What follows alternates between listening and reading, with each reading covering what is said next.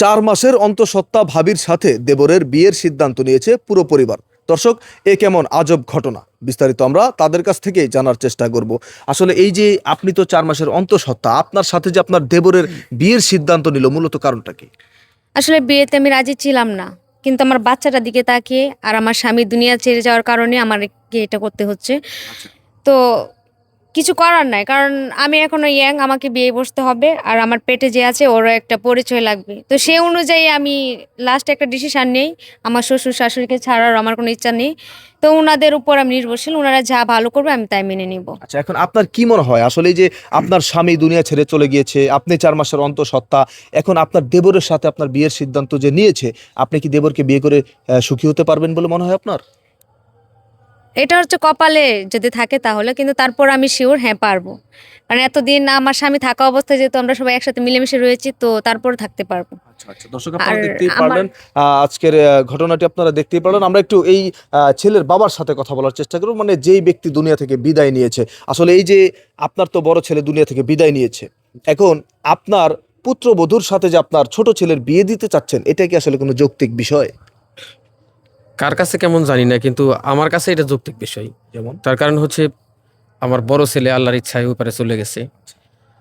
আর আমার বড় ছেলের সন্তান বৌমার গর্ভে 4 মাস।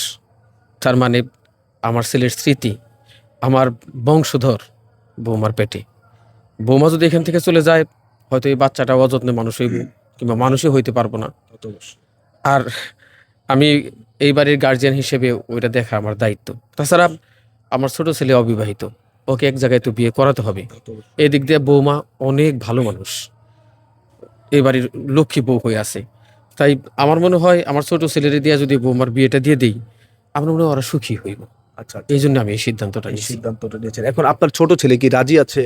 হ্যাঁ, আলহামদুলিল্লাহ। আচ্ছা, আমরা একটু আপনার ছোট ছেলের কাছ থেকে জানার চেষ্টা করি। আসলে এই যে আপনার যার সাথে বিয়ের সিদ্ধান্ত হয়েছে, সে তো আপনার বড় ভাইয়ের স্ত্রী ছিল এবং সে 4 মাসের অন্তঃসত্ত্বা। এই সকল কিছু জানার পরেও আপনি কিভাবে তাকে বিয়ে করতে রাজি হলেন?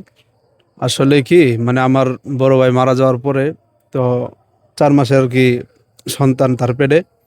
তো ভাবলাম কি, যেহেতু আমার বাতিজা, তো আমার রক্তের আর কি, ভাবলাম যে যদি ভাবি অন্য জায়গায় বিয়ে হয়, তাহলে মনে করেন যে আমার মানে পরিচয় পাইবো, কিন্তু ওইরকম মানে ওই হিসাবে মানে ওরকম লালন পালন লালন হবে পালন না। হবে না, আচ্ছা। বা মানে রাস্তাঘাটে পড়ে থাকবো, ওটা ভাইবা আর কি। ভাবলাম যে আমি তো বিবাহ করি নাই, তাহলে আমার ভাবি যেহেতু অনেকদিন ধরে আমি চিনি, উনি খুব ভালো মানুষ, এর জন্যই আমি ওনাকে আর কি বিয়ে করতে চাচ্ছি। মূলত আমার বাতিজার জন্যই আর কি। আচ্ছা, এখন আমার এই যে আপনি আপনার ভাবিকে বিয়ে করার সিদ্ধান্ত নিয়েছেন, এখন আপনার ভাবিকে বিয়ে করার পরে আপনার ফ্রেন্ড সার্কেল যারা আছে বা সমাজের মানুষ, তারা আপনাদের নিয়ে কটু কথা বলবে না? কটু কথা বলবো, অবশ্যই বলবো, বলবো না কেন, কিন্তু ওটা আমি পরোয়া করি না। কারণ আমার বাতিজা আমার কাছে এখন সবকিছু, যেহেতু আমার বড় ভাই নাই, ওটার দায়িত্ব কিন্তু আমার নিতে হইব। এর জন্যই মনে করেন যে মানে পাড়ার লোকে কি বললো না বললো, বন্ধু বান্ধব কি বললো, ওটা আমার দেখার বিষয় না। আমার বিষয় হচ্ছে আমার বাতিজা আমার কাছে এখন সবকিছুই। মানে একটি জীবন বাঁচাতে হবে, এটা হচ্ছে সবচেয়ে বড় বিষয়। অবশ্যই। আচ্ছা দর্শক, আপনারা দেখতেই পারলেন খুবই সুন্দর একটি উদ্যোগ নিয়েছে তারা।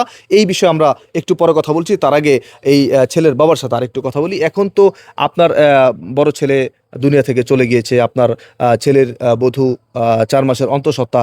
এই অবস্থাতেই কি আপনার ছোট ছেলের সাথে তাকে বিয়ে দিচ্ছেন? জি না, এটার একটা নিয়ম আছে। আল্লাহ চাইতো বৌমার ডেলিভারি হওয়ার পরে, তারপরে সময় দেখে বিয়ের আয়োজন করা হবে। আচ্ছা, আচ্ছা, আচ্ছা। দর্শক, আপনারা দেখতেই পারলেন আজকের ঘটনাটি। যদিও এই ভিডিওটা আমরা শুধুমাত্র তৈরি করেছি আপনাদের কিছু একটা অন্তত বোঝানোর জন্য, যে সমাজের মানুষ যদিও তাদেরকে নিয়ে কটু কথা বলবে, কিন্তু এটা মোটেও কটু কথা বলার মতো কোনো বিষয় না। যেখানে আপন বড় ভাই মারা গিয়েছে বা দুনিয়া ছেড়ে চলে গিয়েছে, সেখানে এই বাচ্চার পরিচয়ের জন্য তারা এমন একটি মহৎ কাজ করেছে এই পরিবার। তো এটা যদিও আমাদের তৈরি করা ভিডিও, বাট এইরকম অনেক পরিবারই আছে যারা অনেক দয়াশীল, যারা এইরকম সিদ্ধান্তগুলো নিয়ে থাকে। সেই সব পরিবারকে সমাজের সবাই ছোট চোখে দেখে, কটু কথা বলে। এটা কোনোভাবেই উচিত না। যদি বাচ্চা পেটে থাক বা না থাক সেটা বড় কথা না, কিন্তু বড় কথা হচ্ছে যে বড় ভাই মারা গেলে বা দুনিয়া থেকে চলে গেলে তার স্ত্রীকে ছোট ভাই বিয়ে করতে পারবে, এটা তো কোনো প্রবলেম না, এখানে করতে পারবে না এমন তো কোনো নিষেধাজ্ঞা নেই। তবে আমাদের সমাজে এই ছোট ছোট বিষয়গুলোকে এখন বর্তমানে অনেক বড় আকারে দেখা হচ্ছে এবং বড় বড় বিষয়গুলোতে ছোট আকারে দেখা হচ্ছে। তো এই বিষয়গুলো থেকে আপনারা সবাই অবশ্যই বিরত থাকবেন।